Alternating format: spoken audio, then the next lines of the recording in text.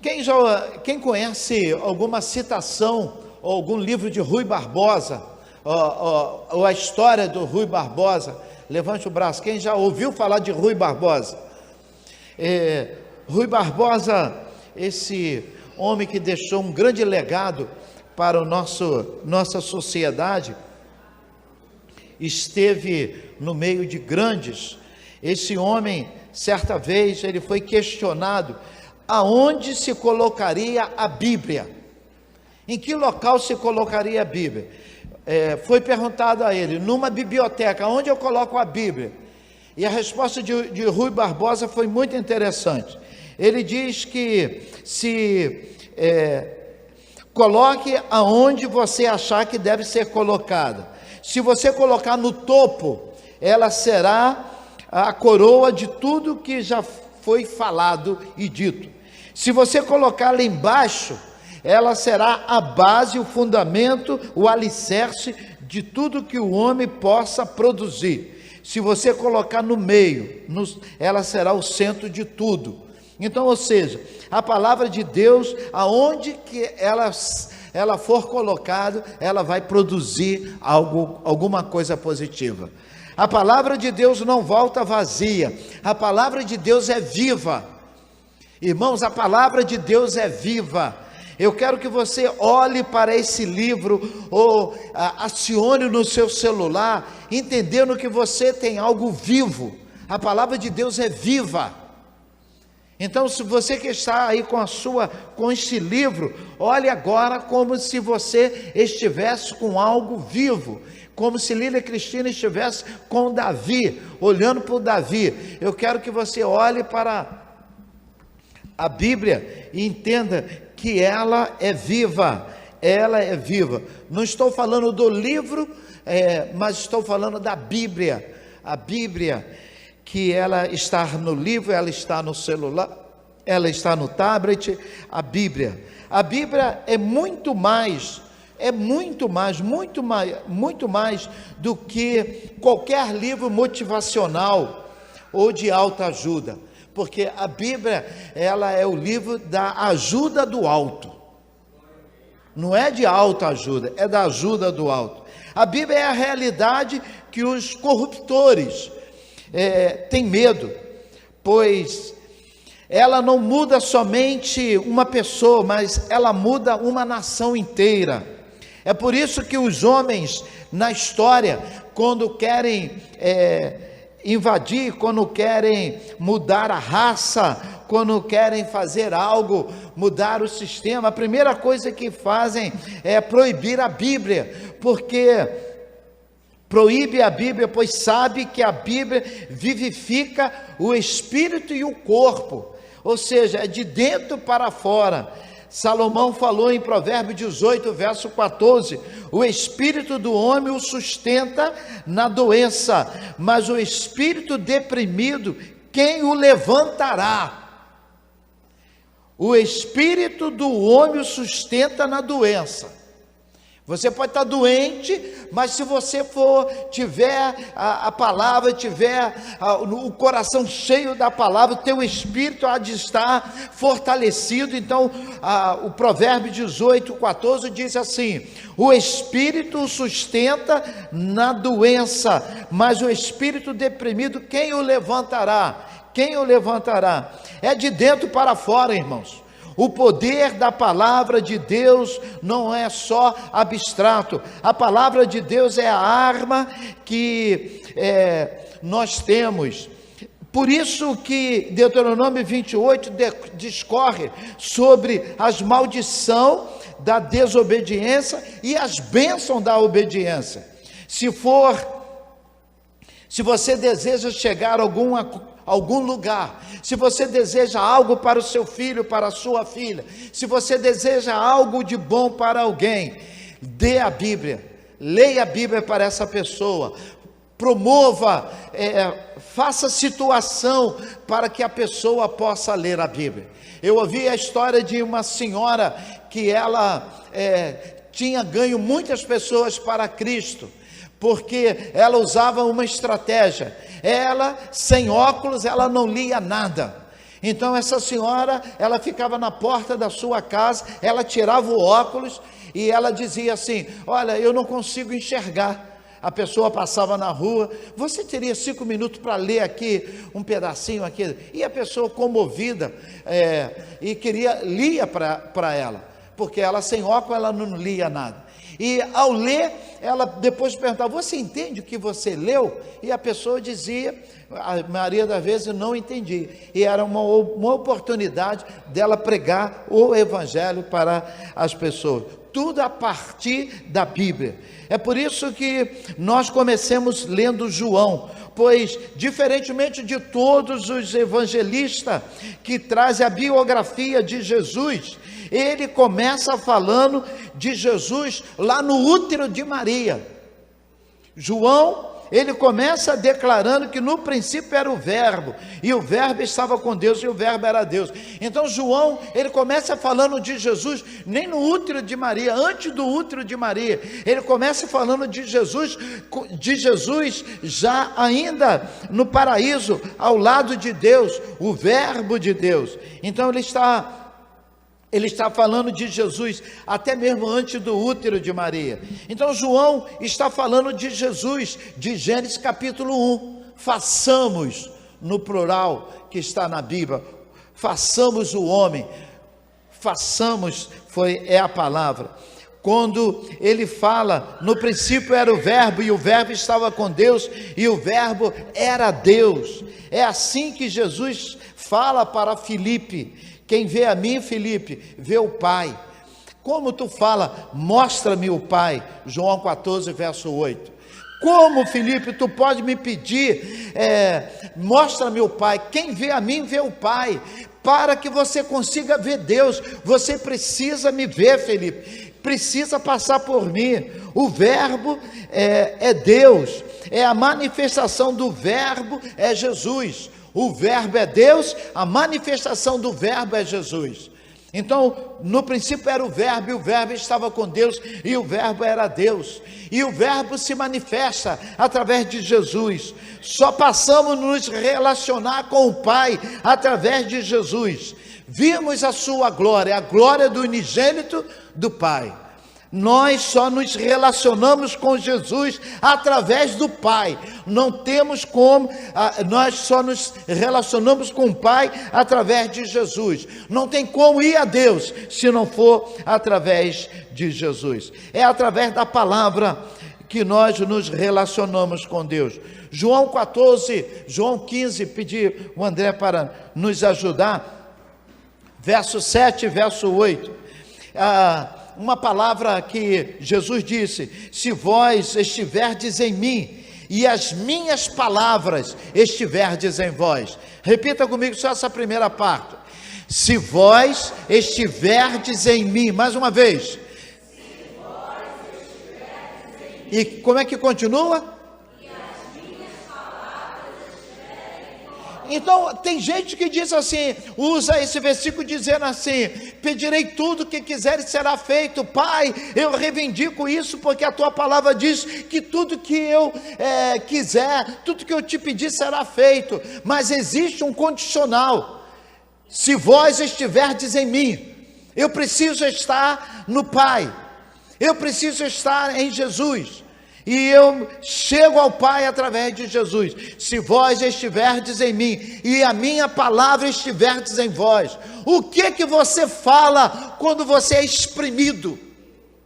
Quando você é exprimido, sabe o que é ser exprimido? É quando a Maria de Deus tem um problema. De repente alguém chega falando desaforo para Maria, falando alguma coisa. Quando você é fechado no trânsito, quando acontece alguma coisa, dificuldade com você, o que você faz quando você é exprimido? O que sai de você?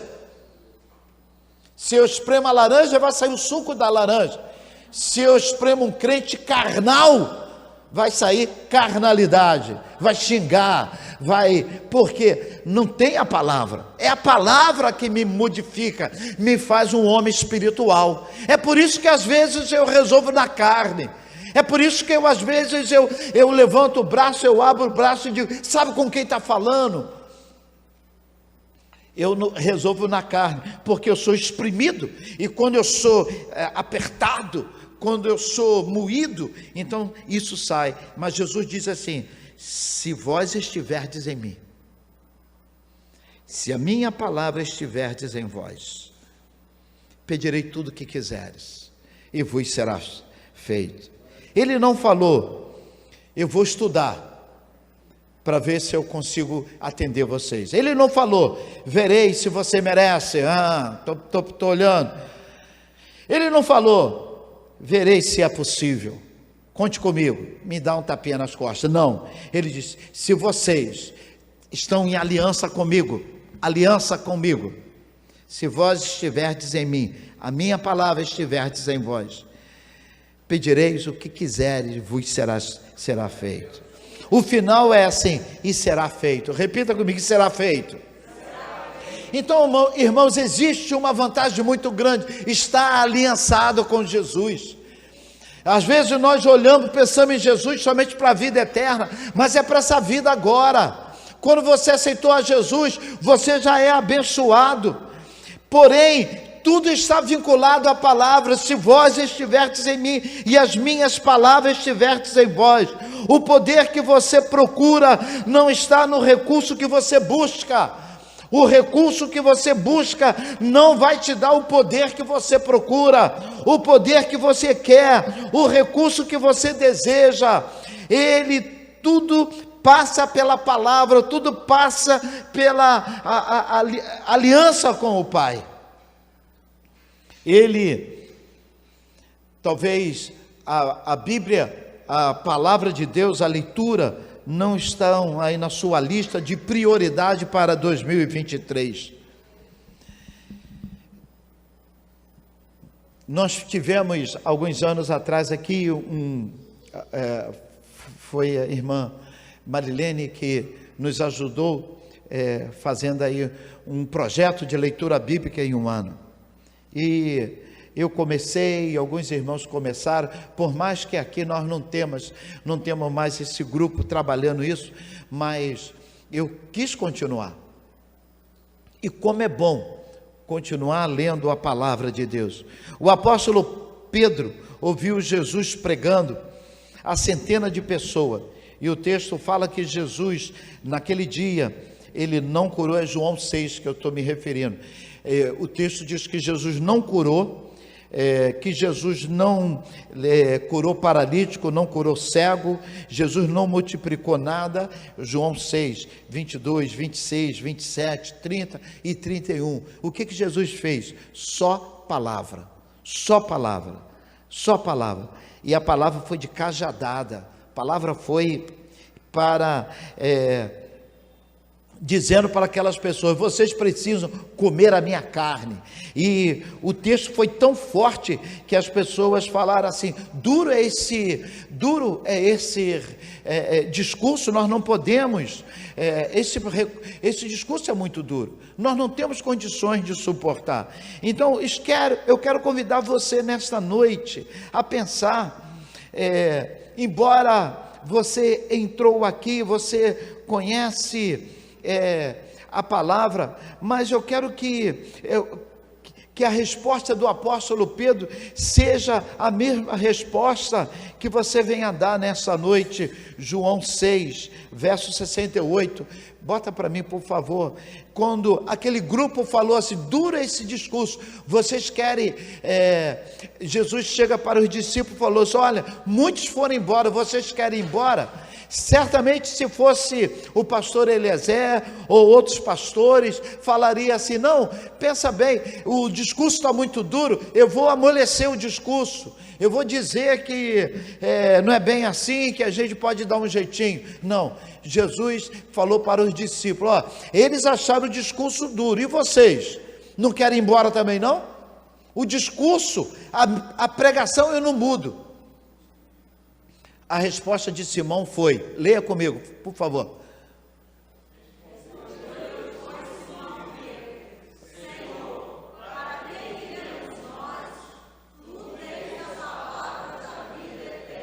Eu quero terminar agora com essa resposta. Não tira não, André, por favor. Com essa resposta do apóstolo Pedro. O apóstolo Pedro não disse assim: para onde iremos nós? Jesus estava falando: vocês não querem ir embora, não? Então a resposta natural seria assim: para onde eu vou? Mas a resposta do apóstolo Pedro foi: para quem iremos nós? Só tu tens palavra de vida eterna.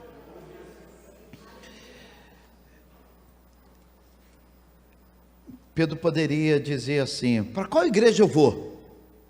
Para qual denominação eu vou? Qual líder eu sigo? Qual pastor? Mas a palavra foi: para quem iremos nós? Por que só tu tens palavra de vida eterna? Fique de pé em nome de Jesus. Quero chamar o ministério de louvor.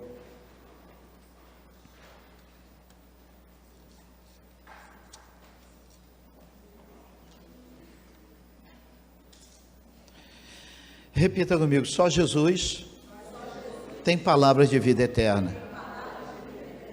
Nessa noite eu estou pregando a palavra de Deus. Eu estou pregando a palavra de Deus. Se tem algo que há muito tempo nós não fazemos e era feito muito mais vezes, era os apelos, convidando a pessoa a entregar sua vida a Jesus, pedindo que Jesus entre no seu coração. Hoje de manhã eu li, quando Jesus fala em Mateus 28, dizendo assim: ide por todo o mundo, pregando o evangelho a toda criatura, batizando-as em nome do Pai, do Filho e do Espírito Santo, ensinando-as a guardar todas as coisas que eu vos tenho mandado. Eis que eu estou convosco todos os dias. Eu falei hoje que nós paramos aqui, nós vamos, trazemos as pessoas, depois do batismo, se vire. Problema da pastora Joyce: eu estou fora, eu não quero saber de você. E a Bíblia diz assim: ensinando a guardar tudo que eu vos tenho mandado.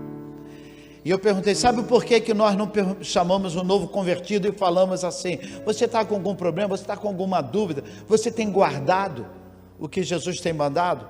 É porque nós mesmos não temos guardado. A gente ouve a palavra, chega ali fora, ela é arrancada do nosso coração.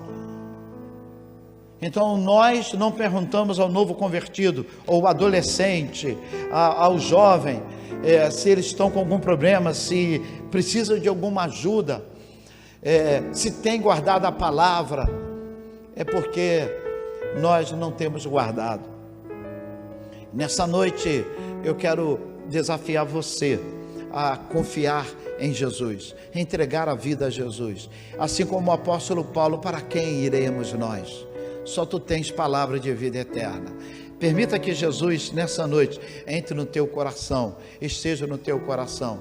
Eu quero desafiar você: aceite a Cristo. Essa palavra é estranha, aceitar a Cristo eu aceito, mas faça um compromisso com Cristo. Assuma um compromisso.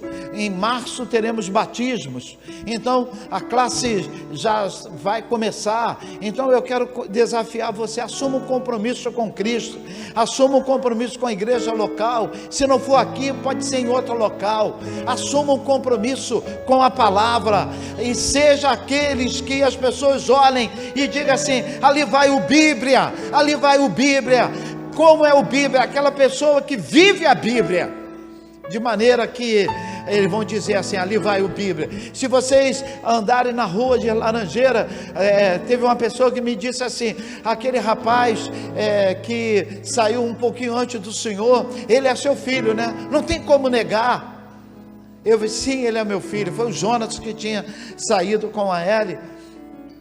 Então ele disse assim: não tem como negar.